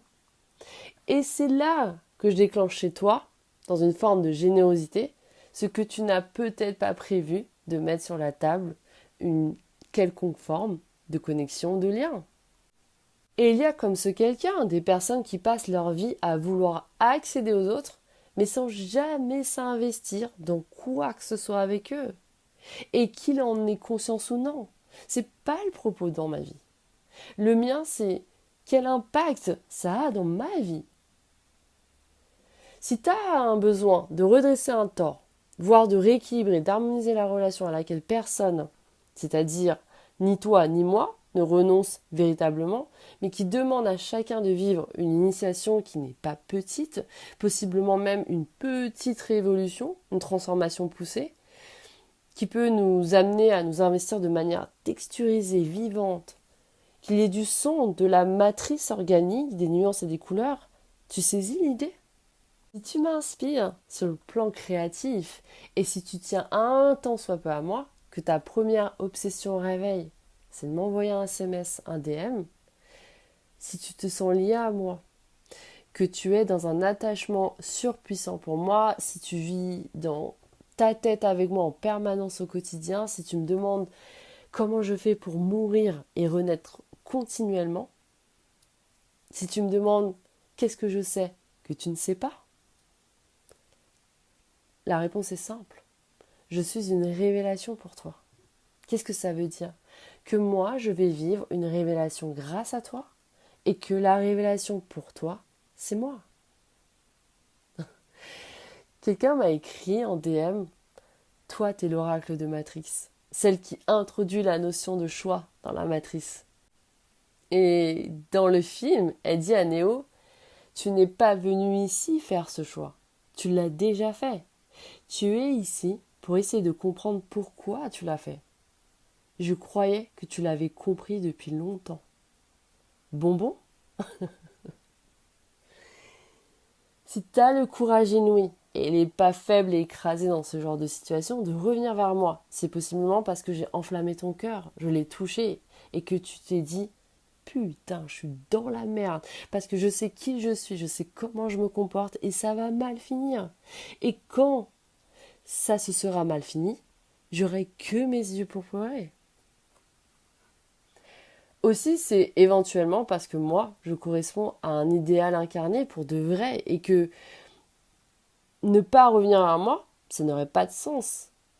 Et tu t'attends à ce que je te reconnaisse de la même façon, comme mon idéal, amical et ou amoureux? Tout pendant que tu te comportes pas correctement, ça peut pas. Sache que je t'écouterai, je t'entendrai et je t'accueillerai. Peut-être avec un smile, mais pas à bras ouverts. Parce que tu reviendras pour me dire quelque chose, pour essayer de rétablir une forme d'équilibre, de justesse entre nous, plus légère, plus enjouée, voire plus innovant. Mais il est possible que les comptes ne soient pas bons entre ce que tu me dis et ton comportement. Parce que ce que tu veux me proposer me semble pas tout à fait authentique pour moi. Sinon, ça l'aurait été depuis le day one. Et donc, tu m'imposes de t'étendre perpétuellement une grâce que toi, tu me refuses. Et ce que ça peut me causer à moi, c'est de vivre une dynamique d'alliance, de soutien, de projet, d'action et de rôle entre nous, comme une charge, une surcharge. Si ce que tu veux m'offrir est une rose, ne retire pas les épines. J'accepterai la rose que tu veux m'offrir, mais parce qu'il restera d'elle. Vivre quelque chose de naturel, fréquentiel, passionnant, vivant, fluide, évident, d'essentiel, afin d'amplifier et de sublimer davantage notre énergie sucrée, sexy, créative et féconde, quand on se propose en simultané, en live, dans la vie de l'un et de l'autre, c'était pas le plan A initialement? Juste avant que tu décides en solo et dans ton coin de le changer en B? La peur du chagrin des métros, c'est ça qui pourrait te noyer? Donc quoi? La retenue, c'était ta meilleure décision? Mais genre de toute ta life? Si tu m'aimes plus que je t'aime, qu'est-ce qui va t'arriver? Est-ce que l'attachement émotionnel est pour toi ta malédiction? L'ouverture du cœur, c'est ça qui te fait mal? Ce qui fait mal dans nos relations, c'est pas d'ouvrir son cœur, ce n'est pas d'aimer ni de s'attacher. C'est plutôt de croire, alors qu'une relation se termine pour des raisons convenues, ou parce que quelqu'un veut s'en aller se rediriger, ou parce que quelqu'un est plus d'accord pour laisser partir l'autre en prams, ou pour des raisons de cas de force majeure, ce qui nous fait mal, c'est pas qu'on ne puisse plus continuer de vivre cette relation comme on l'avait toujours vécue. Non. C'est de croire qu'il nous faille nous arrêter d'aimer alors que cette relation est terminée. C'est de croire et d'essayer de tout faire pour fermer le cœur, pour arrêter d'aimer quelqu'un, avec qui possiblement on ne peut plus se proposer de continuer de vivre l'expérience à laquelle on avait consenti au départ, bon début ou pas, qu'importe. C'est ça qui nous bouleverse, qui nous déchire, et c'est ok d'être bouleversé, déchiré, tant que ça ne se solde pas par un effondrement complet de soi pendant 10 ans, pendant quelques cycles de vie. L'état dans lequel on est, quand une relation se termine à quelqu'un, à quelque chose, à une situation, à un environnement donné, le déchirement qu'on ressent, il est le témoignage d'à quel point on aime, on a aimé, on prend soin, on a pris soin. On ne normalise pas nos peurs projetées pour en faire une stratégie. Comme j'ai peur de l'engagement, je ne vais pas m'engager. Non. Parce que la vie et notre existence sont basées sur l'expérience de nos relations aux choses, aux présences, au demeurant et à notre environnement. Si l'on n'a pas de relation, on n'est pas vibrant ni vivant. Et quand je le suis un peu moins vibrante et vivante, il y a cette question, telle une prière, une invocation sacrée que je récite, et parfois en larmes. Mon Père Créateur, j'ai si mal. Et si tu as permis cette douleur, la question qui me sauvera n'est pas de me demander pourquoi, mais où est-ce que tu m'emmènes avec ça? La douleur ouvre, perce et laisse passer une vie brute, originelle, On ne peut pas retenir l'un sans convoquer l'autre, et entre les deux, il existe une traversée qui laisse une trace, une cicatrice, une mémoire vivante inscrite là où la vie a existé. Chaque cicatrice est une mémoire lumineuse, là où la vie est passée sans pudeur, là où elle a brûlé les formes et a défait les récits et a laissé, dans ce qui semblait ruine, une densité nouvelle indéniable. La beauté de nos cicatrices, si tu contemples vraiment, tu verras leur brillance, cette lumière que la peau intacte ne connaîtra jamais. Et si notre relation se termine et que ma lumière te manque, c'est parce que tu es resté trop longtemps dans le noir, en cherchant un interrupteur à l'extérieur de toi, alors que je t'avais montré en toi où elle se trouve. Puisses-tu désormais le trouver, le retrouver par toi-même, mais surtout sans moi. Merci pour l'œuvre jouée ensemble, merci pour la leçon cachée. Et c'est ça que je dirais à mes futurs ex. Et toi ? L'autre jour, sur mon écran, dans mon feed d'Insta, il y avait ce post dont la question universelle était « Suis-je la seule à croire encore en l'amour ?»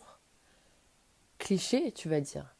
Mais tu vois, je pense que ça mérite véritablement qu'on se pose tous sur le sujet et qu'on se la pose, cette belle réflexion commune. Tu pourras aller voir par toi-même, c'est sur le profil crush underscore, donc tiré bas, le podcast. J'essaierai de te partager le lien direct si je le retrouve dans le descriptif. Et le vrai débat derrière ça, c'est qu'on décide de vivre des relations atrophiées, qu'on affaiblit au fur et à mesure, qu'on détruit progressivement l'essence même des relations en normalisant la glorification du célibat, de la lucidité, de la liberté et de l'autonomie émotionnelle, comme un loup solitaire, en se cachant derrière un « ça ne matche pas entre nous, ça ne le fait pas ». Finalement, non, laisse tomber. Mais c'est toi que t'as laissé tomber en fait. Comme si la relation et l'amour combinés sont une croix à porter sur ton dos. Et pire que ça, paradoxalement, on s'autorise à regarder et admirer les couples, ceux qui vivent tout l'inverse de ces blablas qu'on se raconte. Mais guys, rien n'est insidieux chimérique en fait. J'entends Love is for Fools de H. Minor. T'es athlétique? Tatoué? Toi, t'as une énergie masculine surpuissante. Que tu sois un homme ou une femme, dès lors que tu communiques et que tu t'exprimes par le biais de ton art, tu deviens quelqu'un d'autre, presque insoupçonné, insoupçonnable. Je parle là d'une part de toi invisible, imperceptible depuis l'extérieur. Et quand tu fais émerger cette énergie, cette puissance, c'est sublime. Sucré et sexy? Mais tellement. T'es musicien? Musicienne? Peu importe comment, tu places l'importance de la musique au centre de ta vie. Ou bien tu utilises mon cerveau comme si c'était ta propre musique playlist Spotify ou quoi. Je disais, ceux qui tiennent ce discours de renoncement, ceux qui se sont laissés tomber, c'est parce que eux-mêmes se refusent de bosser sur leur propre expérience et qu'ils voient telles des chutes parce que trop de déception. La fissure dans le ciel pour que tes illusions s'effondrent, tu t'en souviens? Et justement, pourquoi autant de déception? Si t'es déçu, c'est parce que tu t'es trompé, pas sur quelqu'un. Parce qu'en vrai, tu sais les voir, les fragilités précaires, les faux fondements, ils sont là dès l'amorce, l'inauguration. Le scénario, le script, les rôles distribués, l'acting, le set, l'intrigue, tout ça, là, c'était bien avant le flash, le coup de tonnerre et le hurlement foudroyant. Tu as été charmé irrésistiblement parce que contrôlé et apaisé dans les attentes, les tiennes, les siennes. La déception est une désillusion, une forme d'insatisfaction à la croyance et qu'on l'a empruntée. Sauf que chaque emprunt est à rendre tant qu'on ne le possède pas vraiment. On redonne ce qu'on a pris, on se doit de rendre. Donc l'insatisfaction à la croyance peut être aussi vécue comme une perte, un vol, dès lors qu'on se dégage nous-mêmes, sans l'intention de rendre ce qu'on avait donné en contrepartie quant à nos attentes. Je sais pas si j'ai été interprétable, explicable. Si c'est pas le cas, fais-le moi savoir. Concrètement, dans l'équation à deux inconnus, la relation d'égalité n'a pas pu être vérifiée parce que la détermination des lettres et de la formule est à revoir à nouveau. Et si tu résous cette équation personnelle, que tu trouves un résultat de causalité, partage-le moi. Ça m'intéresse. Qu'on voit si l'on finit par avoir le même. Et d'ici là, est-ce qu'on pourrait cesser cette névrose de compensation ? Arrêter d'identifier et de pathologiser l'amour comme étant un état maladif ?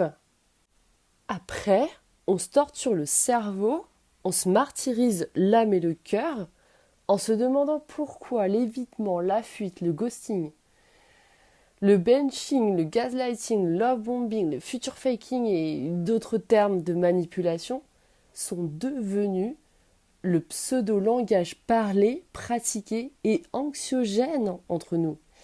Et c'est ça qui fait que chacun communique, exprime, verbalement ou pas, un déchaînement qui stresse le lien brutalement. Et en écho, mais alors surtout dans le vide, le plus rien, l'absence, le noir complet.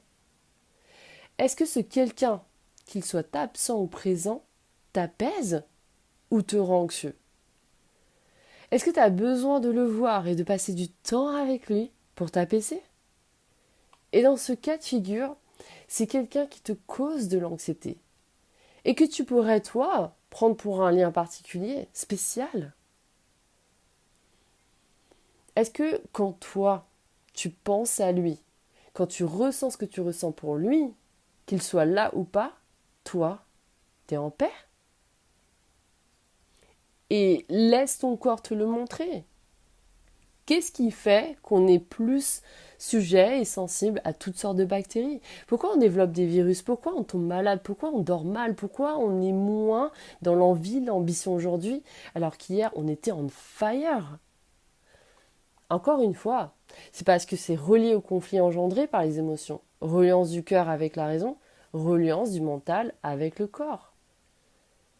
Et si tu veux en savoir plus, parce que je t'en dis beaucoup plus, t'as la vidéo Suivre ton cœur ou ta raison, qui est accessible sur cette chaîne et c'est quand tu veux et où tu veux. Je ne sais pas qui a besoin de l'entendre. Tu n'as pas à être cool, fun, laxiste, permissive, au nom d'une forme de réciprocité, d'énergie féminine et réceptive, et tout genre confondu, avec les personnes qui sont capables de faire comme folie, comme dinguerie dans ta vie. Parce que ça, là, ça donne des trajectoires emportées et brisées. Et parce que quoi ? Tu veux montrer ta bonté, tu veux prouver que t'es gentil, drôle, beau et je sais pas quoi d'autre. Mais à qui, en fait ? Qui tu tentes d'être et ce que tu fais de ta vie compte plus que ce que les personnes pourraient penser de toi ? Eh ben, tu peux arrêter avec cette image travaillée façonnée. Reviens à toi, à ton vrai self. Je te le dis, tu es un être meilleur que moi. Mais alors, tellement quoi. Et c'est à toi qu'on fait du mal. Et c'est pas parce que t'es idiot ou que t'as rien compris. C'est possiblement parce que tu as compris. Et que tu as une intelligence qui te fait continuellement rechercher le sens derrière des comportements et des mentalités insensées, surréelles presque, auxquelles on te soumet. Il y a un syndrome du sauveur là-dedans, je crois. Peut-être parce que toi, t'as l'impression qu'on t'a sauvé de rien du tout. Qu'est-ce que je peux apporter à ça, moi ? Peut-être que quand moi, j'ai vécu l'abus, j'ai été tout comme toi dans des relations abusives. Et dans l'abus, je ne cherchais pas à l'expliquer, encore moins à le justifier. Je le rends des fois eleven, d'une manière léonine et acérée, rugissante et rageuse, pour ne pas me faire catcher choper. Face à des manipulateurs, je peux devenir la pire version de moi-même. Et à la fin, certains préfèrent presque rester à mes côtés, quitte à être tenu, maintenu, quitte à être empêché d'agir sur moi librement, plutôt que de dégager. Peut-être dans l'espoir de, et si secret que ça, de pouvoir me piéger, m'attraper et me mordre une bonne fois. Apparemment, Kim, c'est pas si facile de t'apprivoiser. Pire de t'oublier. Je confirme.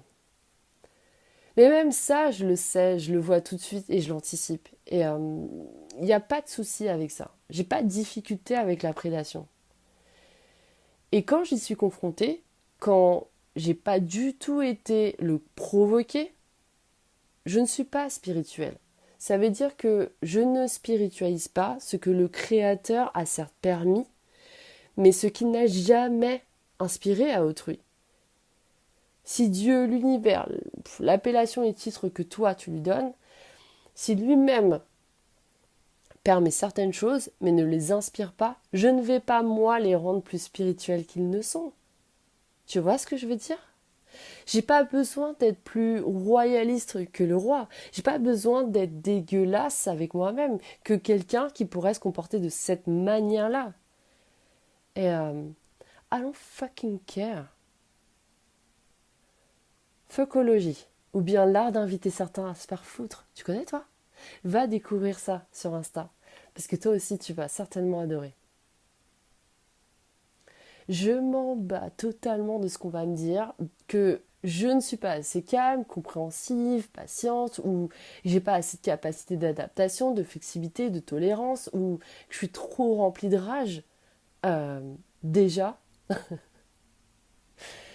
Mais déjà, pars dans la vie comme je l'ai amorcé. Après, si ça tente toujours, on en reparle. Alright ? Et pas la peine de me sortir, ouais, mais Bouddha, dans son enseignement. Non, non. Ou un verset biblique juste pour essayer d'anesthésier ma rage et tenter, mais. Alors, bonne chance là-dessus, d'emprisonner mon dark side. Je suis une fille sans père. Et je suis pour toujours et à jamais en date thérapie. Pas parce que je n'ai jamais bossé sur mes traumas, pas parce que je n'ai jamais cicatrisé mes plaies. Moi, la rage fait partie de mon essence pour toujours et à tout jamais. Parce que chaque instant, chaque personne, chaque rencontre, connexion, relation, lien, chaque figure masculine protecteur patriarcale, chaque fois que je vais devoir inscrire mon nom de famille quelque part, chaque fois qu'on me demande « mais il est où ton père ?» Chaque fois que je regarde le portrait de ma famille et qu'il manquera toujours la dite personne qui a contribué en partenariat marital à ma génétique, mon ADN, et à ma place en tant que fille de et femme d'un homme, tout ça, là, me ramène détestablement à qui j'étais dans l'abus et à qui je suis devenue, malgré moi, depuis l'abus, tout en me fightant à vouloir transformer et rendre mes douleurs et mes cicatrices plus belles que possible. Comme je pouvais, comme il m'était possible de le faire. Voilà pourquoi j'ai créé tout le ça là, et à ma façon. Et si ça te parle ou pas, la thérapie du père, et pourquoi ce que je sais créer de beau, de mieux dans ce monde, ce dans quoi j'excelle vient de l'émergence de la laideur, la cruauté, de la douleur, la souffrance. Ce qui met les larmes aux yeux de suite, ce qui fait saigner parfois juste par l'effleurement. C'est précisément ça. Peu se lancent dans ce processus parce que c'est plus easy d'ajouter, de rajouter du surplus, de l'artifice dans la beauté, de ce qui est déjà là, présent, parce que déjà créé. C'est comme la positivité, on s'en sert juste pour couvrir, recouvrir ce qui est décomposé, abîmé dans ce qui est substantiel, plutôt que de tout retourner dans l'étendue et l'épaisseur du terreau afin de transformer toutes ces merdes avec ses nuances, ses textures et ses couleurs. Et c'est l'abus dans mon enfance qui m'a appris ça en fait. Où des fois, je m'en prenais plein la figure, parfois même littéralement, genre face down. Et au final, Je faisais quand même ce que je voulais. Parce que c'est ma vie, en fait. À la fin de la journée, ma vie reste encore ma vie. Donc tu montes en l'air en colère avec moi, pour sûr, tu redescendras en soi. Ce que j'ai en tête et dans le cœur, je vais quand même y arriver, avec ou sans toi, grâce ou malgré toi. Ça, ce sera ma magie à moi. Tu comprends? Et il y a un droit, une activation à la stratégie, la cruauté et la sauvagerie consciente, intelligente, pertinente, qu'on ne s'autorise pas. Peut-être parce qu'on considère que la bestialité n'est pas superficielle, qu'elle n'a pas son pendant proprement naturel. Mais quand quelqu'un attente à notre dignité, d'une manière ou d'une autre, la spiritualité ne veut pas être à chaque fois la réponse systématique, la réaction automatique à la dégueulasserie. Il ne me semble pas que Jésus étant condamné à mort ait proposé et dit, juste avant sa crucifixion, « Écoutez, guys, je pense qu'on puisse faire autrement. Mais j'ai peut-être mal lu ma Bible, c'est possible. Tu me diras en commentaire. » Si tu considères que face à quelqu'un, tu dois gagner ou perdre quoi que ce soit, si tu peux t'éloigner, c'est suffisant, descends. La plupart du temps, ça ne l'est pas. Donc, il y a un droit, une activation à la stratégie, la cruauté et à la sauvagerie, consciente, intelligente, pertinente, que tu dois pouvoir te proposer de récupérer en toi-même, au travers de ton rapport à l'instinct animal et basique notamment. Mais c'est beau aussi d'être un animal en tant qu'être humain.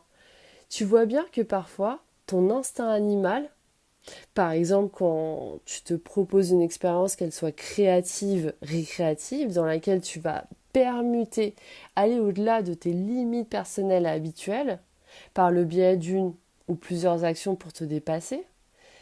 Et ça peut être au travers de l'art, du sport, d'un concours, d'une compétition. Tu vois bien que c'est complètement transcendant et ça a sa propre poésie. Et c'est l'instinct animal de prédateur en nous, de par sa nature, de par son énergie pure et primordiale, qui va chercher ça. Et on ne respecte pas les personnes qui sont un peu genre yes man ou un peu béni oui oui, mais pire que ça, je crois, quand on s'impose de manière systématique au point que ça devienne automatique dans nos vies, d'être des personnes cute, sweet, gentillets et tout mignons face à la cruauté d'avoir une tendance christique à la dévotion et sans limite. Mais c'est soi en fait qu'on n'arrive plus à respecter. Et quand on creuse dans cette indicible forme de compromission, le fait d'être autant exposé et impliqué de cette manière, c'est très compliqué de revenir à un point zéro de là. Parce qu'on a tissé des relations choses au cercle à notre environnement basées sur cette conciliation. Et de ça, on se rend compte que notre survie en dépend. Alors pour sortir, se libérer de ça, il faut accepter que le risque soit de périr sur un chemin de liberté, du retour à une intégrité et à une authenticité qu'on se doit à soi-même de manière wild, abrupte, féroce, je crois. Je pourrais pas être certaine de ça pour toi, ni à ta place, mais c'est ce que moi, j'expérimente dans ma propre vie. Et c'est ce que je pourrais me proposer d'observer dans certaines relations dans lesquelles les intimidations et les pressions affectives se présentent, se représentent à répétition. Mais tout de même, à un moment donné, il y a une capitulation qui se joue. C'est quand on a trop creusé dans la compromission, on a repoussé les limites transgressives à la conciliation, et que pour autant, notre survie n'est même pas assurée de ça. Et ce quelqu'un pourrait jouer avec ça, qu'il joue. C'est pas ton tracas, encore moins ta priorité. À partir du moment où toi, tu ne joues pas avec ta vie, il pourra toujours essayer, il n'y arrivera pas. Comme quoi, tu vois, les plus grandes leçons cachées ne sont pas celles qu'on incarne par soi-même, mais celles qu'on donne par extension à quelqu'un, sans forcément chercher à la donner. Et c'est ça qui est juste ouf. Tu sais, on a tous mal dans la vie. On n'est pas obligé de s'accrocher, de s'attacher au mal qu'on a en soi. Les miens, ceux qui m'entourent et m'aiment, savent très bien de quoi je parle là. Et ça peut venir aussi nous raconter qu'on a le choix d'accepter de se trahir ou pas, d'accepter d'être trahi ou de ne pas trouver ça ni acceptable, ni normal en soi. Il y a un refus de la solitude, de l'éloignement, l'absence, de la division, la dépression, la séparation et de la tristesse qui te permet de refuser de normaliser quelque chose de l'ordre d'une fatalité au mal, au malheur, qui t'aura empêché parfois souvent d'accepter, d'envisager que le bonheur puisse être véritablement possible pour toi, selon tes propres termes. On est tous frappés d'adversité dans la vie. Je pourrais t'en parler et tu pourrais le faire aussi. Mais vient le jour où, au cœur même de l'adversité, on ne perçoit plus les choses de la même façon. Elles n'ont plus, par conséquent, le même sens. Donc ces périodes d'adversité n'ont plus la même influence. On vit ce qu'on a à vivre, comme déchirement, larmes, comme rejet de soi, des autres, entre autres choses, mais on n'y reste pas. On n'y reste jamais. Croire pour autant que de ne pas y rester, c'est revenir en arrière et faire comme si ça n'avait jamais existé, c'est un leurre. Les personnes nous changent et nous aussi, on les change. Et le faire avec renseignement, ça, c'est un des plus beaux cadeaux dans cette vie. Parce que si l'on peut apprendre de chacun et que chacun apprenne de nous, alors c'est tout le monde qui se réalise. Le message du cœur, c'est ma parole intime sur l'amour, la douleur, la transformation et la réalisation. C'est tout ce que je peux te donner, tout ce que je peux te transmettre par ici et là. Mon contenu n'est pas un manuel, un programme, une formation, ni une méthode d'une experte qui te regarde depuis un podium. C'est quelque chose de peut-être un peu plus rare et peut-être aussi plus difficile à trouver. Ce que tu visionnes, écoutes, c'est la voix de quelqu'un qui est passé par là et qui est encore en train de passer par là et qui a décidé dès l'âge de 16 ans de ne plus jamais se taire. Si tu ne me connais pas encore, je suis Kim. Juste 3 lettres. Je ne suis pas psychologue, professeur, ni chercheuse en quoi que ce soit. Je n'ai pas de doctorat encadré sur un mur qui m'autoriserait formellement à te dire ce que je m'apprête pourtant à te dire. Moi, ce que j'ai, c'est une vie. Une vie dans laquelle j'ai aimé des personnes qui ne me choisissaient pas clairement, ou que moi-même, j'avais beaucoup de mal à choisir. Et j'ai nommé cela amour. Et parfois, j'ai même appelé ça du bypass. J'ai une vie dans laquelle j'ai moi aussi dit oui quand je voulais dire non, dans laquelle j'ai souri alors que je souffrais.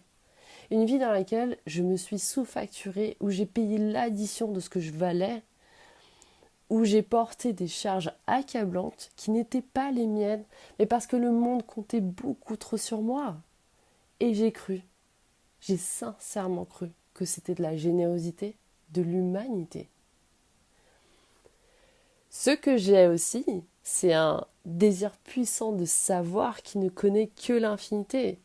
Chaque fois que j'ai traversé un épisode de vie difficile, une relation qui m'avait laissé dévastée, une trahison qui ne m'a pas laissé vivre une enfance tout en couleur de l'arc-en-ciel, une période noire et obscure où je ne me reconnaissais plus dans le miroir, je ne pouvais pas m'empêcher de vouloir comprendre. Pas uniquement ressentir, mais comprendre.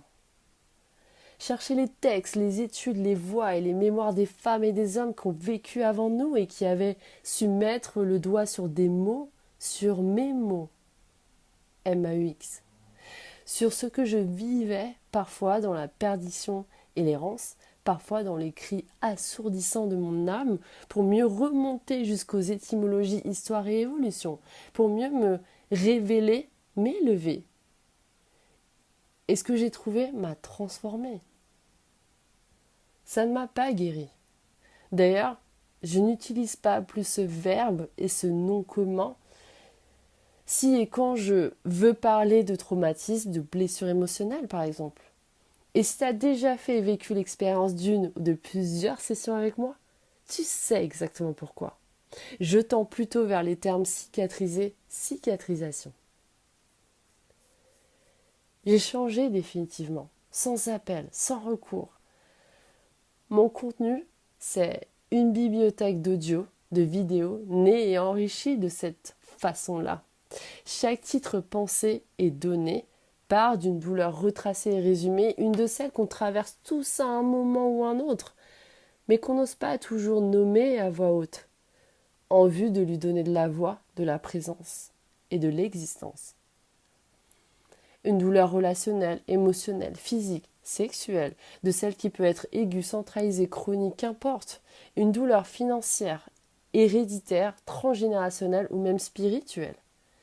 Une de celles qui finalement ne possède pas encore, d'identité et de nom officiel, et donc pas de rituel, pas d'antidote. La problématique que j'ai avec ce pas encore, c'est que lorsqu'il n'y en a pas d'identité et de domination, c'est qu'on n'a pas comme la permission sociale d'en souffrir pour autant. Alors moi, je prends cette douleur, je descends dedans avec toi et je t'apporte ce que j'ai trouvé dans la recherche et l'étude poussée, dans les sciences humaines, dans la psychologie comportementale, dans la conscience, les neurosciences, pour n'en citer que quelques-uns. Tout cela n'est pas une vérité absolue ni universelle, ni un diagnostic accompagné d'un remède miracle, non.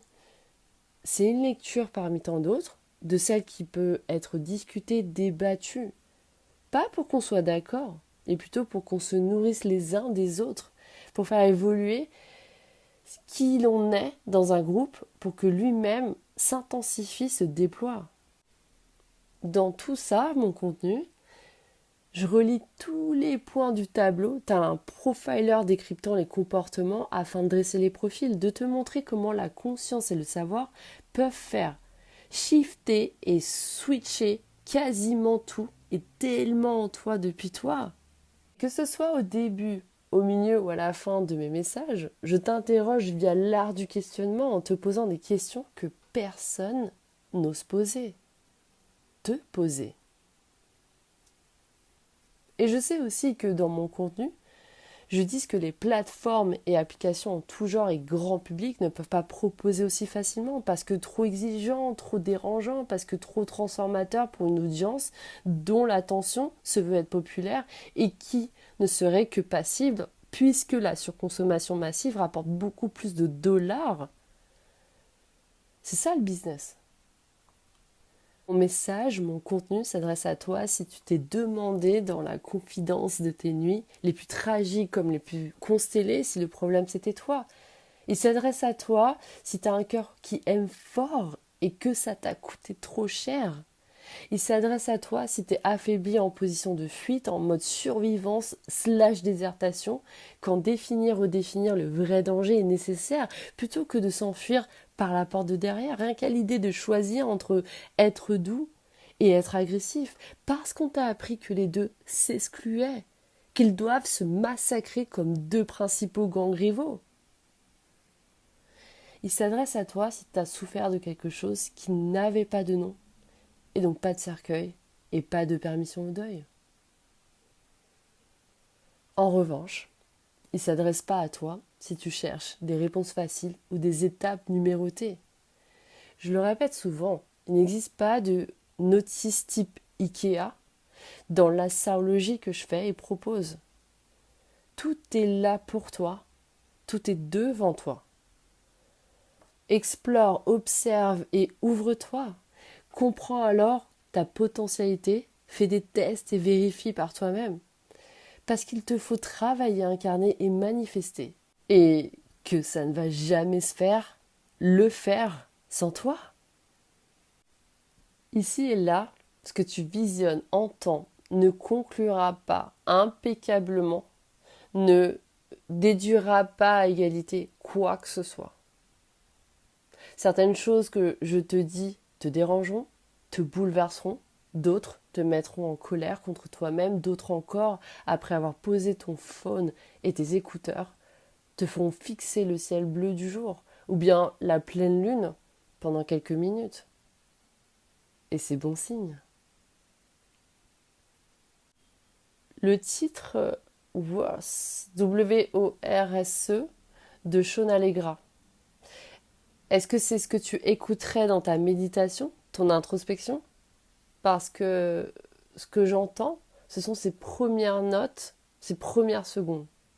Jette un œil, une oreille. Mais fais-le si t'as le cœur accroché. Ici et là, il n'y a pas de mauvaise façon de visionner, d'écouter. Il y a juste ta façon, à ton rythme et dans l'ordre qui te vient, te convient. Une seule chose, un conseil précieux, écoute seul, de préférence quand le monde est silencieux, dans un lieu dans lequel personne ne te demande rien et que tu n'as plus à être quelqu'un pour quelqu'un. Ce que tu vas entendre mérite ce silence-là. Cette présence blanche et épurée que tu t'accordes et que tu te donnes de toi à toi-même, elle est là, la préciosité. Si tu souhaites t'offrir une seconde ou une énième écoute, c'est toujours présent et vivant. Viens, passe et reviens quand tu veux. Je te souhaite de t'évaser, de te laisser porter dans une intimité de conscience et de compréhension équivoque, de dégrafer par toi-même ton intériorité émotionnelle, celle qui puisse te permettre d'exhaler tes vérités énigmatiques et tes vérités nues. Je te souhaite cette évidence glissante là, cet acte de pureté, de connexité. Juste toi, avec toi. Ce moment de tout assumer pour rayonner vrai. Au final, mon message, mon contenu est un acte d'amour. Parce que, moi comme toi, on se dit que vivre, c'est pas juste avoir le cœur qui bat. Et c'est pas une phrase anodine que tu as entendue parce que prononcée maintes fois ici et là. C'est une affirmation puissante. Je suis là pour te rappeler que tu peux être aimant, vulnérable, touché, sucré, sexy, tout en étant conscient et fort, tout en étant révélé et élevé. Et c'est exactement ce droit-là, cette puissance-là, que je veux rétablir en toi. Fais-moi savoir que tu es passé par là, que tu m'as regardé et écouté jusqu'au bout. Un hug, à ta façon, ça m'ira très bien. Envoyons-nous, offrons-nous exactement ce dont nos cœurs ont besoin pour nous proposer d'autres fois. Et si tu es là à la prochaine, je serai là aussi.